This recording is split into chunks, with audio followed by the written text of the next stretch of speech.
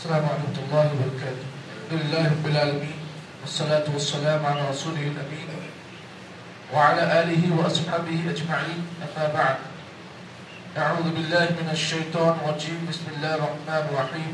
قال الله عز وجل: واعبدوا الله ولا تشركوا به شيئا وبالوالدين إحسانا وبذي القربى واليتامى والمساكين والجار ذي القربى والجار الجنب والصاحب الجنب وابن السبيل وما ملكت أيمانكم إن الله لا يحب من كان مختالا فخورا. گزشتہ کئی دنوں سے آپ حضرات کے سامنے سورۃ النساء کی آیت نمبر 35 پر گفتگو جاری ہے. اللہ رب العالمین نے اس آیت کریمہ کے اندر 10 ایسے حقوق کو اللہ تعالیٰ نے بیان کیا جس کے ساتھ اللہ رب العالمین نے حسن سلوک کرنے کا اللہ تعالیٰ نے تعلیم دی ہے. پہلا حق جو آپ کے سامنے بیان کیا گیا وہ اللہ سے متعلق ہے اور وہ اللہ کی بندگی ہے، اللہ کی توحید ہے. دوسرا حق یہ ہے کہ بندہ اللہ کے ساتھ کسی کو شریک نہ کرے. اور تیسرا حق یہ ہے کہ ہر آدمی اپنے ماں باپ کے ساتھ اچھا سلوک کرے. اور چوتھا حق جو آج کے درس میں آپ کے سامنے بیان کیا جا رہا ہے وہ یہ ہے وَبِذِي الْقُرْبَى. آدمی کو چاہیے کہ ماں باپ کے ساتھ حسن سلوک یہ جو حق ہے، ساتھ ہی ساتھ آدمی اپنے رشتہ داروں کے ساتھ بھی حسن سلوک کرے. وَبِذِي الْقُرْبَى، ذی القربہ سے مراد آپ کے اپنے رشتہ دار ہیں جو قریبی ہیں. قریبی رشتہ داروں کے ساتھ اچھا سلوک کرنے کا اس آیت میں اللہ نے حکم دیا ہے. یہاں پر اس بات کو آپ جان لیں کہ اگر کوئی آدمی اپنے رشتہ داروں کے ساتھ اچھا سلوک کرتا ہے تو اس بات کی دلیل ہے کہ وہ آدمی اللہ تعالیٰ کا متقی بندہ ہے اور ساتھ ہی ساتھ وہ اللہ تعالیٰ کے احکامات کی تصدیق کرنے والا. اللہ تعالیٰ نے سورہ بقرہ کی جو پہلے پارے کی جو آیت ہے، اللہ رب العالمین نے اس آیت میں یہی بات بیان کرتے ہوئے اللہ نے فرمایا کہ وَاعْبُدُوا اللَّهَ وَلَا تُشْرِكُوا. پوری بڑی آیت ہے جس میں اللہ تعالیٰ نے سورہ بقرہ کی یا ایھا الناس اعبدوا ربکم الذی خلقکم والذین من قبلکم لعلکم تتقون، اس آیت میں آپ دیکھیں اللہ تعالیٰ نے اس آیت کے اندر یہ بات بیان کی اولئک صدقوا واولئک هم المتقون. اللہ نے کہا کہ جن کے اندر یہ چیزیں ہیں وہ اللہ تعالیٰ کے سچے بندے ہیں اور یہ اللہ کے متقی بندے ہیں. معلوم یہ ہوا کہ آدمی جب اللہ کی عبادت کے ساتھ ساتھ اپنے رشتہ داروں کے ساتھ اچھا سلوک کرتا ہے، یہ اس بات کی دلیل ہے کہ وہ آدمی سچا ہے اور اس بات کی دلیل ہے کہ وہ آدمی اللہ کا متقی بندہ ہے. تو معلوم یہ ہوا کہ اگر آپ یہ چاہتے ہو کہ آپ اللہ تعالیٰ کے سچے بندے بنے اور آپ یہ چاہتے ہو کہ آپ اللہ کے متقی بندے بنے تو اس کے لیے ضروری یہ ہے کہ آپ اپنے رشتہ داروں کے ساتھ اچھا سلوک کریں.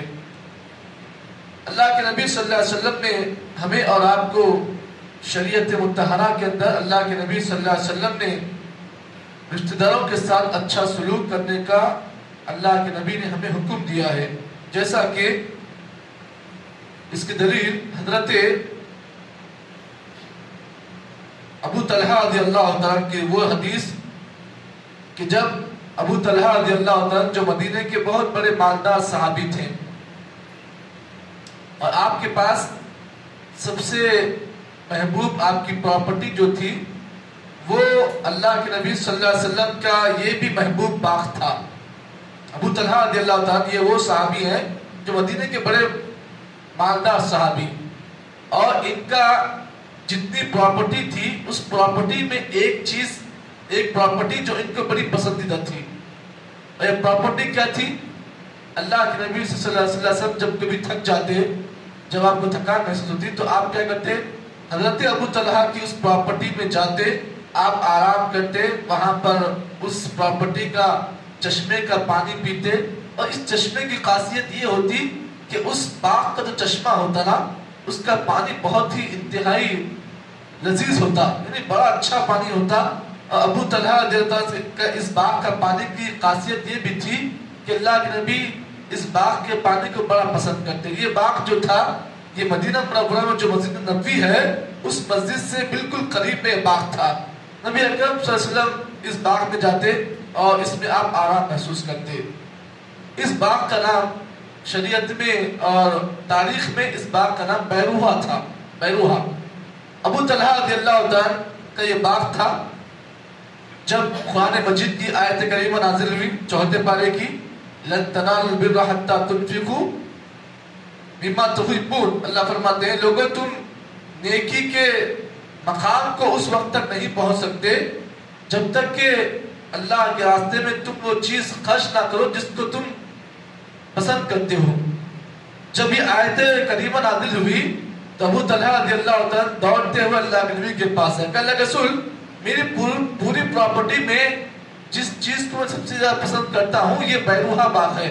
اللہ تعالیٰ نے قرآن مجید کی آیت نازل کی اور میں آج کی تاریخ سے یہ جو بیروحہ باغ ہے میں نے اسے اللہ کی راہ میں دے دیا.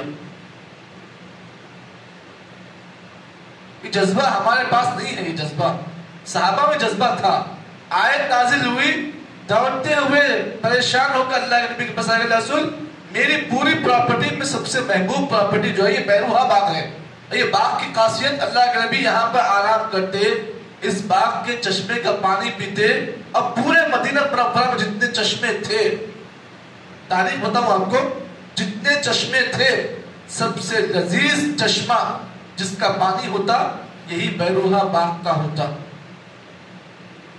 تو جب یہ آیت نازل ہوئی تو دوڑتے ہوئے اللہ کے نبی پاس آئے رسول میرے نزدیک سب سے محبوب پراپرٹی جو ہے بیروحہ باغ ہے. میں نے آج کی تاریخ سے اسے اللہ کے راہ میں دے دیا. اب یہاں پر اللہ کے نبی صلی اللہ علیہ وسلم نے حضرت ابو طلحہ کے اس جذبے کو دیکھ کر آپ صلی اللہ علیہ وسلم نے فرمایا کہ اے ابو طلحہ اس بات کو جان لے ذالک مال وعبہ ذالک مال وعبہ. اے ابو طلحہ تو نے اللہ کے ساتھ بڑا اچھا سودا کیا. تو نے اللہ کے ساتھ بڑا فائدہ مند سودا کیا. اس کے بعد پھر اللہ کے نبی صلی اللہ علیہ وسلم نے حضرت ابو طلحہ رضی اللہ تعالیٰ عنہ سے آپ نے فرمایا اے ابو طلحہ اس بات کو جان لے کہ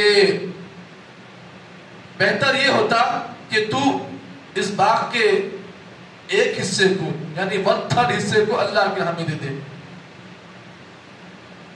آپ نے مشورہ دیا کہ ابو طلحہ پورا باغ اللہ کے راہ میں تو جو دے رہا ہے بہتر یہ ہے کہ اس میں سے 1/3 1/3 اللہ کے راہ میں دے دے. اب بقیہ جو باغ کا جو حصہ ہے نا یہ تو اپنے خاندان کے رشتہ داروں میں تقسیم کر. معلوم یہ ہوا اتنا عظیم موقع ہے نبی اکرم صلی اللہ علیہ وسلم نے ابو طلحہ رضی اللہ تعالیٰ کو جو سب سے پہلی بات جو بیان کی وہ کیا ہے کہ تو رشتہ داروں میں اس کو تقسیم کر. کیوں؟ اس لیے کہ تیرے رشتہ دار تیرے اس پراپرٹی کے منتظر ہیں کہ تو کب اسے بیچے گا اور کب انہیں تو دے گا. اسی لیے بہتر یہ ہے کہ اللہ کی راہ میں دینے کے بجائے تو 1/3 حصہ اللہ کی راہ میں دے اور بقیہ پراپرٹی جو ہے اپنے رشتہ داروں میں تقسیم کر. معلوم یہ ہوا کہ اللہ کے نبی صلی اللہ علیہ وسلم ابو طلحہ رضی اللہ تعالیٰ عنہ کے اس جذبے میں بھی آپ نے ان کے رشتہ داروں کو دینے کا آپ نے حکم دیا ہے. اب یہاں پر آپ اس بات کو بھی جان لیں اللہ کے نبی صلی اللہ علیہ وسلم نے صحیح مسلم کی ایک اور روایت میں اللہ کے نبی صلی اللہ علیہ وسلم نے فرمایا کہ اگر کوئی آدمی اللہ کی راہ میں اپنا مال خرچ کرتا ہے کہ اللہ کی راہ میں مال خرچ کرنے کے بجائے اس آدمی کو اپنے رشتہ داروں میں اگر مال تقسیم کرتا ہے اگر رشتہ داروں میں مال کو اگر بانٹتا ہے یہ ایک افضل نیکی ہے. یہ ایک افضل نیکی ہے. آدمی کو چاہیے کہ جہاں پر وہ اللہ کی راہ میں مال خرچ کر رہا ہے وہیں پر اس کے خاندان میں کئی لوگ ایسے ہوتے ہیں جو غریب ہوتے ہیں جو مسکین ہوتے ہیں کسی کے سامنے ہاتھ پھیلانے سے شرماتے ہیں.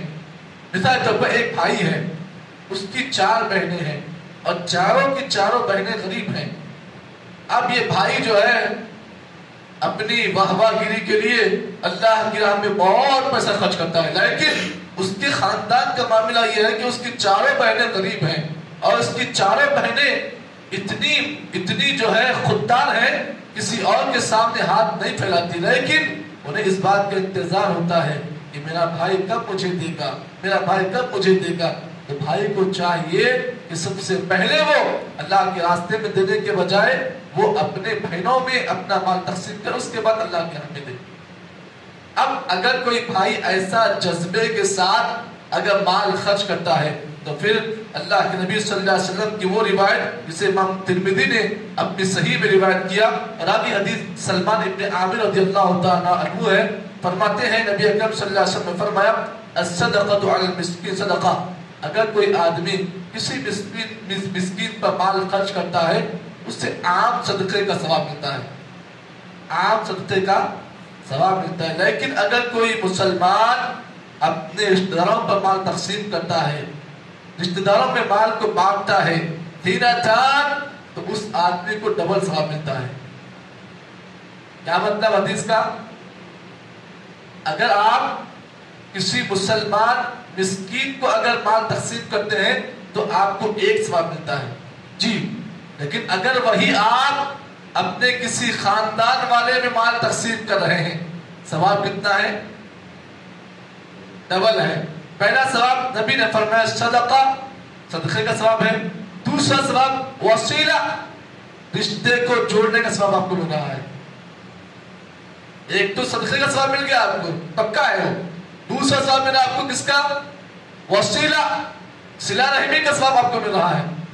معلوم یہ ہوا کہ اگر کوئی آدمی اپنے خاندان والوں میں دیکھ رہا ہے کہ کون غریب ہے، اس کو معلوم ہے کہ میرے خاندان میں چچا غریب ہے، میرا پھپھا غریب ہے، میری پھپھی غریب ہے، لیکن وہ آدمی اللہ کی راہ میں دینے سے پہلے اپنے پھپھا کو دے رہا ہے، پھپھی کو دے رہا ہے، چچا کو دے رہا ہے، چچی کو دے رہا ہے، اس نیت کے ساتھ کہ میرا چچا غریب ہے، مستحق ہے، اگر وہ اس کو دے رہا ہے تو پھر وہ ڈبل ثواب پا رہا ہے۔ ایک تو صدقے کا ثواب اس کو ملا، دوسرا رشتے کو نبھانے کا ثواب اس کو ملا۔ اب یہاں پر آپ اس بات کو جان لیں، نبی اکرم صلی اللہ علیہ وسلم نے ایک اور حدیث میں آپ صلی اللہ علیہ وسلم نے ہماری اور آپ کی عمر میں اضافے کا آپ صلی اللہ علیہ وسلم نے طریقہ بیان کی۔ اگر آپ یہ چاہتے ہیں کہ میری اور آپ کی عمر میں اضافہ ہو، کوئی دوا تو نہیں ہے، کوئی ٹیبلٹ ہے کیا کھاتے ہی عمر بڑھ جائے گی؟ نہیں، کیا کرنا پڑے گا؟ نبی اکرم صلی اللہ علیہ وسلم نے اس کا علاج بیان کیا۔ اگر تم یہ چاہتے ہو کہ تمہارے رزق میں اضافہ ہو، رزق میں برکت ہو، اور تم یہ چاہتے ہو کہ تمہاری عمر میں اضافہ ہو، نبی اکرم صلی اللہ علیہ وسلم نے فرمایا من احب له ان يبسط له في رزقه وينسأ له في اثره فليصل رحمه۔ نبی نے فرمایا تم میں سے جو مسلمان یہ چاہتا ہے کہ اس کی عمر میں اضافہ ہو اور اس کے رزق میں برکت ہو، فليصل رحمه، تو اس آدمی کو چاہیے رشتوں کو جوڑے۔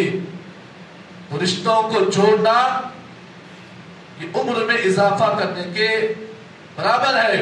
اگر کوئی آدمی رشتہ توڑتا ہے، رشتوں کو ڈیوائیڈ کرتا ہے، رشتوں میں پھوٹ ڈالتا ہے، یہ ایک ایسا عمل ہے جس کی وجہ سے انسان کی عمر بھی گھٹ جاتی ہے اور انسان کے رزق میں برکت بھی ختم ہو جاتی ہے۔ اسی لیے آج ہمارا اور آپ کا معاملہ یہ ہے کہ 40 سال سے پہلے موت آ رہی ہے، 30 سال میں موت آ رہی ہے، 20 سال میں موت آ رہی ہے۔ کیوں ہو رہا ہے؟ یہ سب معاملات اس لیے ہو رہے ہیں کہ آج ہم نے رشتوں کو توڑ دیا ہے جی، رشتے ہم نے توڑ دیے ہیں۔ بس واٹس ایپ جب سے آ گیا، فیس بک جب سے آ گیا، ختم، میسج کر رہے ہیں، کیسے ہیں، السلام علیکم، وعلیکم السلام جی، کیسے ہیں آپ جی۔ ہماری رشتہ داری جو ہے واٹس ایپ کی حد تک محدود ہے، ہماری رشتہ داری جو ہے صرف ٹویٹر کے حد تک محدود ہے۔ اب بقیہ پہلے زمانے میں جیسی محبت تھی، رشتوں کو جیسے جوڑتے تھے ہم لوگ، آج وہ چیز نہیں ہے، جس کی وجہ سے معاملہ یہ ہے کہ آج ہماری عمریں جہاں پر اضافے ہونی تھی وہاں پر ہماری عمریں جو ہے کم ہو گئی۔ حالانکہ معاملہ یہ ہے کہ نبی اکرم صلی اللہ علیہ وسلم نے اس امت کی عمر کی جو حد بیان کی 60 سے 70 کے درمیان آپ نے بیان کی۔ میری امت کی عمر کتنی ہوگی؟ 60 اور 70 کے درمیان ہوگی۔ لیکن معاملہ یہ ہے کہ اکثر لوگ اس عمر کی جو حد ہے اس کو پا رہے ہیں، لیکن کئی لوگ ایسے ہیں جو اس عمر کی حد کو پانے سے پہلے ہی اس دنیا سے ان کا خاتمہ ہو رہا ہے۔ کیوں؟ اس لیے کہ رشتوں کو ہم توڑ رہے ہیں، رشتوں کو جوڑ رہے نہیں۔ معاملہ یہ ہے کہ اگر آپ یہ چاہتے ہو کہ آپ کے عمر میں اضافہ ہو، رزق میں برکت ہو، یہ ایک واحد علاج اللہ کے نبی نے حدیث میں بیان کیا ہے۔ سرچ کر کے دیکھیں اور اس پر آپ تحقیق بھی کریں، اس کے بعد آپ کو معلوم ہوگا کہ اللہ کے نبی کی حدیث بالکل سچی ہے۔ تو اللہ تعالیٰ دعا ہے کہ جتنی باتیں اس آیت کے ٹکڑے سے آپ حضرات کے سامنے پیش کی گئی، اللہ سے دعا ہے کہ اللہ تعالیٰ مجھے اور آپ کو جتنی باتیں بیان کی گئی ہیں صحیح معنی میں عمل کی توفیق عطا فرمائے. سبحان اللہ بحمدہ سبحانک اللہم وبحمدک نشہد ان لا الہ الا انت نستغفرک ونتوب الیک.